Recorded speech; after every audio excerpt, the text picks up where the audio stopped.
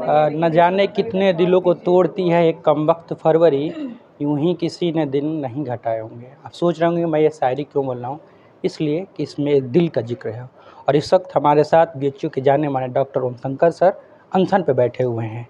Sir, लोगों के दिल का इलाज करते हैं, आपका दिल भारी है, क्या है ये बात, अनशन पे आप बैठे हुए हैं? क्या है कि अगर हमारे सामने कोई मरीज़ अपने पास दुख दर्द और फरियाद लेकर आए, जिनको मैं मदद करने में सक्षम हूँ और चाहकर भी उनकी मदद ना कर पाऊँ, तो इससे चूँकि मैं हर वो व्यक्ति जिनका कमज़ोर दिल है, उनके दिल की देख-रेख करता हूँ और आत्मीय रूप से बहुत ही भावुक व्यक्ति हूँ। अब इससे ज़्यादा भावुक क्या हो सकता है कोई चिकित्सक कि आम जनता के स्वास्थ्य के मौलिक अधिकार के लिए अपनी जान की बाजी लगा दे। अब शायद इससे ज़्यादा मैं व्यक्तिगत तौर पर अपनी सेवा तो मैं देता ही रहता हूँ, जिस तरीके से भी मैं दे सकता हूँ। लेकिन वो लोग जो पिछले 2 सालों में हृदय विभाग के आवंटित 41 बेड्स को जबरन, जो यहाँ के एक चिकित्सा अधीक्षक महोदय हैं, जिनकी मौलिक ज़िम्मेदारी है कि वो आम लोगों के, गरीब लोगों के, कमज़ोर लोगों के, बीमार लोगों को ज़्यादा से ज़्यादा स्वास्थ्य सुविधाएँ उपलब्ध कराएँ। वो वही व्यक्ति आज हृदय रोगियों के जान का दुश्मन बने हुए हैं। पिछले 2 साल से ज़्यादा समय में वो जो हृदय विभाग को आवंटित 41 बेड के ऊपर ताला लगाकर बैठे हैं, उनसे उसमें 35,000 से ज़्यादा लोगों को बिस्तर रहते हुए बेड नहीं मिला है, जिसमें से हज़ारों लोगों, ऐसे लोगों की जानें चली गई, जिन जानों को हम बचा सकते थे।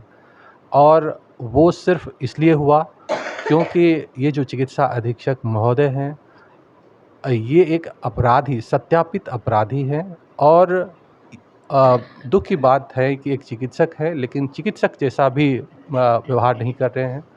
एक अधिकारी है, अपने आधिकारिक कर्तव्य जो उनका है, सेवा करना, जिसके लिए उनको पैसा मिलता है, वो भी कार्य नहीं कर रहे हैं।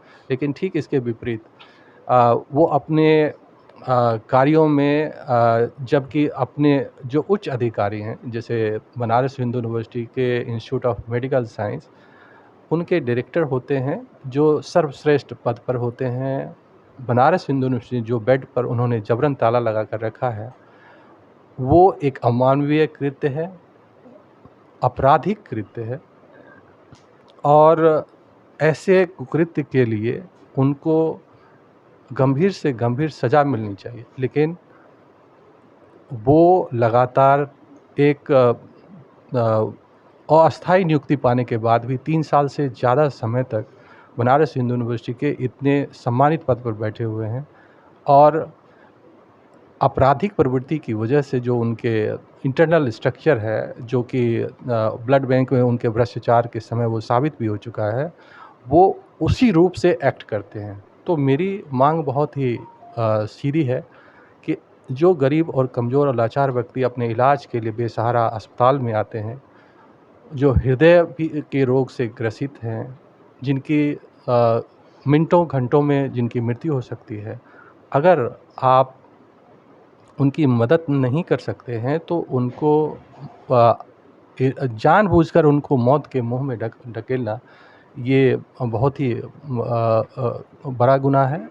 तो मेरी यही मांग है कि जो एक व्यक्ति जो अपराधी, साबित अपराधी है, और चिकित्सा अधीक्षक जैसे गरिमामय पद पे बैठे हैं, एक गरिमामय विश्वविद्यालय के गरिमामय पद पर बैठे हैं, उस विश्वविद्यालय की गरिमा को स्थापित किए रहने के लिए, इस विश्वविद्यालय में कानून का राज कायम किए रहने के लिए तुरंत प्रभाव से इस चिकित्सा अधीक्षक को हटाया जाए।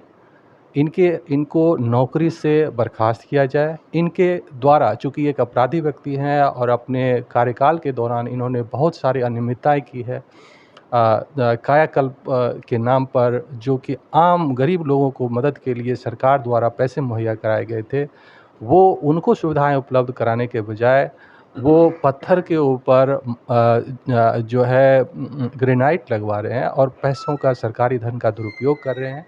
तो इसके लिए उनके विरुद्ध कार्रवाई की जाए, दंडात्मक कार्रवाई की जाए और जांच कर एसआईटी से जांच कर, और जो निदेशक महोदय जिन्होंने कि आदेश दिया था कि हृदय विभाग को नए संस्थान में जो नई बिल्डिंग बनी है जिसको स्पेशलिटी ब्लॉक कहते हैं, सुपर स्पेशलिटी ब्लॉक कहते हैं, उनके संपूर्ण चौथे तल्ले को हृदय विभाग को निदेशक महोदय जिनको कि बेड डिस्ट्रीब्यूशन का अधिकार है, जो कि सर्वे सर्वा इस विश्वविद्यालय के, उनके आदेशों के तहत चौथा तल्ला पूरा और आधा जो है पाँचवा तल्ला सुपर स्पेशलिटी ब्लॉक का आवंटित किया जाए।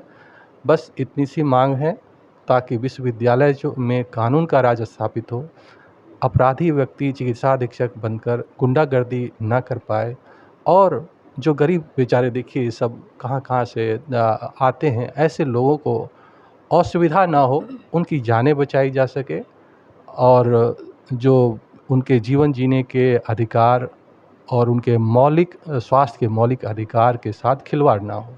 सर इतनी लड़ाई बहुत बहुत दिनों से होती आ रही है आपकी इनसे, क्या लगता है इस बार कुछ सुनवाई होगा या? अब तो आर पार की लड़ाई के लिए बैठ चुके हैं। जब आमरण अनशन शुरू हो गया है तो अब या तो वो चिकित्सा अधीक्षक बने रहेंगे या फिर मैं इस दुनिया में रहूँगा, दोनों में से एक ही चीज़ होगी। क्या लगता है सर, क्या कारण कि ताला नहीं खोलने का? कोई निजी व्यक्तिगत कोई लड़ाई या फिर क्या है उनके दिमाग में? व्यक्तिगत नहीं, क्या है कि एक अपराधी जो सत्यापित अपराधी है, तो उनका काम ही अपराध है, और उनके मन में क्या चीज़ें चलती है उनके वो जाने, और उनको ईगो, अहंकार या पद का जो अहंकार, कुछ भी हो सकता है कि I am the state and my word is the law, मैं जो कहूँगा वही कानून है। ऐसा नहीं होता। बनारस हिंदू यूनिवर्सिटी या कोई भी संस्थान या ये पूरा देश कानून से चलता है, संविधान से चलता है, हमारी या उनकी या किसी की मनमर्जी से नहीं चलता है। अगर किसी कमिटी ने वहाँ के निदेशक महोदय ने, जिनको बेड डिस्ट्रीब्यूशन का अधिकार है, वो हृदय विभाग को, जहाँ इनके भी मेंबर्स थे, उनके कहने के बाद भी अगर हृदय विभाग को वो बिस्तर एलोकेट किए हैं, तो उनको नहीं मानने का उनके पास कोई औचित्य नहीं है। और अगर नहीं मानते हैं तो उनके विरुद्ध कार्रवाई की जानी चाहिए, उनको हटाया जाना चाहिए। और यहाँ पर कुलपति महोदय का कार्यकाल 3 साल का होता है, मैं हेड हूँ, मेरा कार्यकाल 3 साल का है। डीन साहब होते हैं, उनका कार्यकाल 3 साल। भाई, इनकी नियुक्ति तो अस्थायी तौर पर की गई थी, और अस्थायी नियुक्ति तो जब चाहे तब हटाई जा सकती है, लेकिन उसके भी मैक्सिमम यानी 3 साल उसकी मैक्सिमम अवधि है, उसको वो भी पूरा कर चुके हैं। उसके बाद क्यों बने हैं, क्यों इनको कुलपति महोदय संरक्षित कर रहे हैं, ये सब जवाब तो कुलपति महोदय को देना होगा। और एक भ्रष्ट व्यक्ति, हम लोग जैसे जब तक मानवीय व्यक्ति, आम जनता की आवाज़ उठाने वाले और गलत का मुखर विरोध करने वाले हैं, मैं तो कुलपति महोदय जी के भी गलत आचरण और को नहीं चलने दूंगा। और अगर किसी ने गलत किया है, लोग आम जनता को असुविधा पहुंचाना चाहेंगे, उनके जान के साथ खिलवाड़ करेंगे, तो उनसे पहले मैं अपना जान देने को तैयार हूं, और यही लड़ाई है। जैसा कि देखा सर हमारे साथ जुड़े हुए थे, जिनका कहना है कि इस बार की जो लड़ाई है आर पार की लड़ाई है। अविनाश कुमार पांडे, उत्तर प्रदेश समाचार।